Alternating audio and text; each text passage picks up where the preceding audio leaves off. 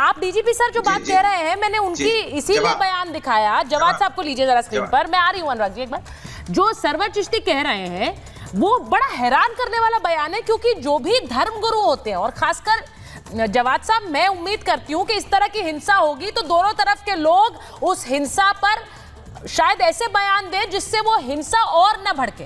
अब वो जो बयान दे रहे हैं वो कह रहे हैं कि अगर आप झंडा उतार दोगे तो क्या फूल बरसाएंगे, तो वो किस तरह से बदला लेने तो आएंगे ही। और वो जिस तरह का उकसावे का बयान है, पूरा बयान अगर आप उनका सुने तो समझ नहीं आ रहा है कि ये क्या उसको सही ठहराने की कोशिश कर रहे हैं। जब आप एक हत्या के समय ऐसा बयान देंगे तो लग रहा है कि हाँ भाई सही किया, मार डाला, अगर करोगे तो ऐसे ही हत्या करते रहेंगे।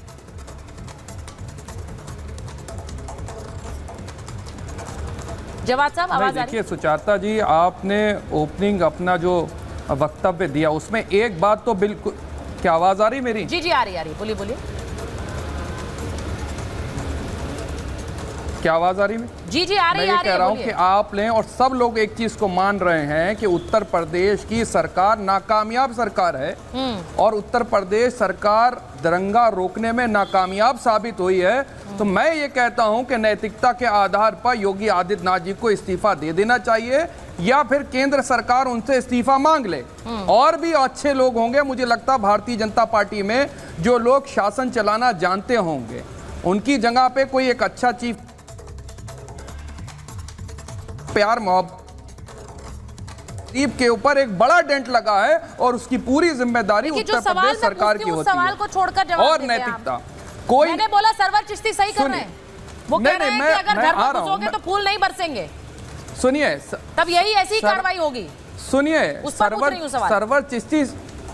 सरवर चिश्ती साहब के स्टेटमेंट से पहले उत्तर प्रदेश के अंदर किसने स्टेटमेंट ऐसे ऐसे दिए हैं जिनके ऊपर कार्रवाई होना चाहिए। और इस चीज की तो जिम्मेदारी है कि भाई हाँ, बुलडोजर कार्रवाई हो रही है, लेकिन सुप्रीम कोर्ट के दिए हुए डिसीजन को मानने को तैयार नहीं होता। और जो भी धर्मगुरु स्टेटमेंट दे रहे हैं, जो भी कोई बोल रहा है, उनके खिलाफ भी अगर आपको लगता है तो आपके पास शासन प्रशासन सारी चीजें हैं। देखिए किस तरीके की सांप्रदायिक बातें कर रहे हैं। लेकिन ये दो तरफा जो है, ये बातें जो है, एक इस तरफ बात करी जाएगी, दूसरी उस तरफ बात करी जाएगी, ये नहीं चलेगा। आप बताइए, क्या सुप्रीम कोर्ट, आप बुलडोजर लेकर के आ गए, बुलडोजर चला रहे हैं, सुप्रीम कोर्ट ने क्या डिसीजन दिया? बताइए रोहन जी, वो कह रहे हैं सुप्रीम कोर्ट ने कहा बुलडोजर नहीं चलेगा, आप बुलडोजर कैसे चला रहे हैं? जब सुनिए 10 सेकंड, ये रोहन गुप्ता जो है अभी भारतीय जनता पार्टी में आए हैं। 2013 के अंदर यूपीए सरकार दंगा रोकने के लिए कानून जब लेकर के आ रही थी तो पूरी भारतीय जनता पार्टी विरोध कर रही थी। क्यों कर रही थी?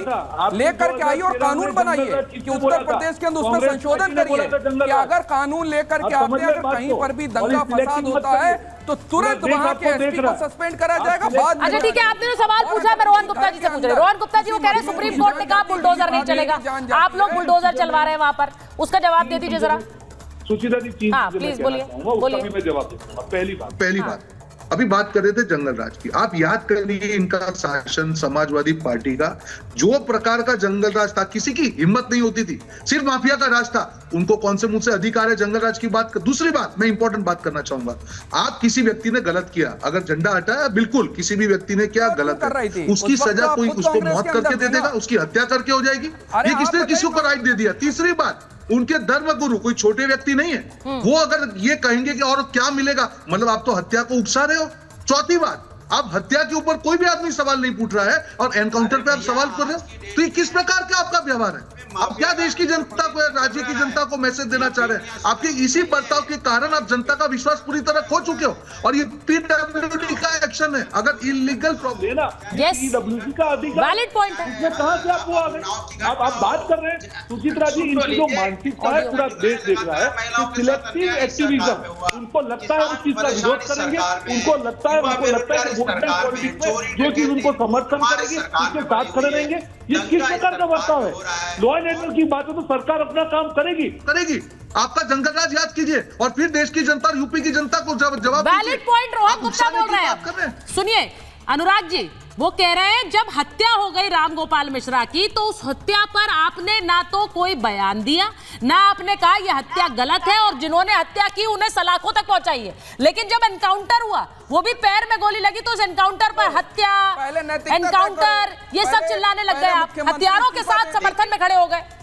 अनुराग जी डे वन से हम लोग कह रहे हैं कि पुलिस की नाकामी की वजह से और उनकी नाकारापन की वजह से, गैर जिम्मेदाराना की वजह से हमारे बीच में आज राम गोपाल मिश्रा जी नहीं है। अगर पुलिस चौकन्नी होती और पुलिस मुस्तैद होती तो जब जुलूस निकल रहा था उसी समय उस घर को पुलिस वाले घेर लेते और आरोपी उसी समय अरेस्ट हो जाते और हमारा राम गोपाल मिश्रा जी आज हमारे आपके बीच में होते। इसके मतलब पुलिस वहां थी नहीं, मौजूद थी नहीं। अगर पुलिस थी तो पुलिस कर क्या रही थी? फिर वो ऊपर चढ़ गया तो पुलिस ने क्यों नहीं उस घर में घुस के उस घर के लोगों को पकड़ा और उसको पकड़ के नीचे उतारा? इसके मतलब पुलिस उदासीन होकर आंख बंद करके सो गई थी क्या? पुलिस सो गई थी क्या? और पुलिस सोने के बाद जिस तरीके की राम गोपाल मिश्रा जी की हत्या हुई है, डबल बात मत करिए अनुराग जी, एक ही बात करिए। ये हर तरीके से तुष्टिकरण की बात कीजिए, लॉ एंड ऑर्डर की बात कीजिए, सरकार की बात कीजिए। ये डबल बात के कारण ही जनता आप पे भरोसा नहीं करती है।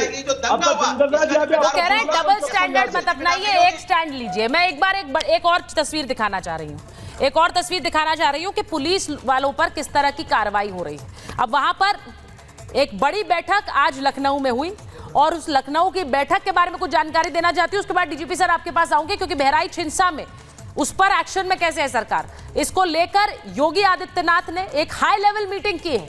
जो तस्वीर आप इस वक्त देख रहे हैं, सीएम योगी ने ताजा हालात पर चर्चा की है और उस बैठक में डीजीपी प्रशांत कुमार शामिल थे, जिनको आप इस तरफ देख रहे हैं, और दूसरी तरफ ADG law and order Amitabh Yash, वो भी इस बैठक में मौजूद थे। उनकी तस्वीर आपने बहराइच में भी देखी, क्योंकि वहां उन्हें भेजा गया था। अब डीजीपी ने मुख्यमंत्री को हिंसा की रिपोर्ट भी सौंपी है और यह भी कि रिपोर्ट में अफसरों की लापरवाही का जिक्र है। अनुराग जी, जो बात आप कह रहे थे, रिपोर्ट के आधार पर अफसरों पर गाज गिरने वाली है।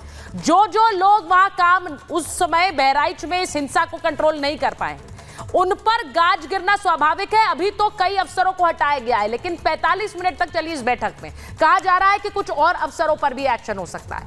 अब मैं ये पूछ रही हूं डीजीपी सर आपसे, क्योंकि बहराइच में अनुराग भदौरिया बार बार ये सवाल उठा रहे हैं कि अगर वहां उस समय पुलिस एक्टिव होती तो शायद रामगोपाल मिश्रा की हत्या भी नहीं होती और वहां पर शायद हिंसा भी नहीं फैलती। आपको लगता है ये? क्योंकि अब लग रहा है कि कुछ और अफसरों पर भी गाज गिरेगी। निश्चित गिरेगी। और मैं अनुराग जी की परामर्श देना चाहूंगा, 2014 के मुजफ्फरनगर दंगों को याद कर लें, जितना विभत्स भयानक दंगा हुआ था, क्या उसमें इसकी 1/10 कार्रवाई हुई? नहीं हुई। आपने कमीशन बैठाया, कमीशन की एक संस्कृति न मानने योग्य थी, न उस पर कोई कार्रवाई। न उसकी बात करें, हमारे राजनीतिक मित्र भ्रम की स्थिति उत्पन्न करा रहे हैं, सुप्रीम कोर्ट की बात कर रहे हैं। सुप्रीम कोर्ट ने तो अपने जो ऑब्जर्वेशन उसने कहा था इलीगल कंस्ट्रक्शंस अलाउ नहीं होंगे, इलीगल कंस्ट्रक्शंस पे बुलडोजर चल सकता है। उसको कोट कर ले जरा, भली भांति अगर पढ़ लें सुप्रीम कोर्ट की जो व्यवस्था थी तो ज्यादा अच्छा डिबेट होगा।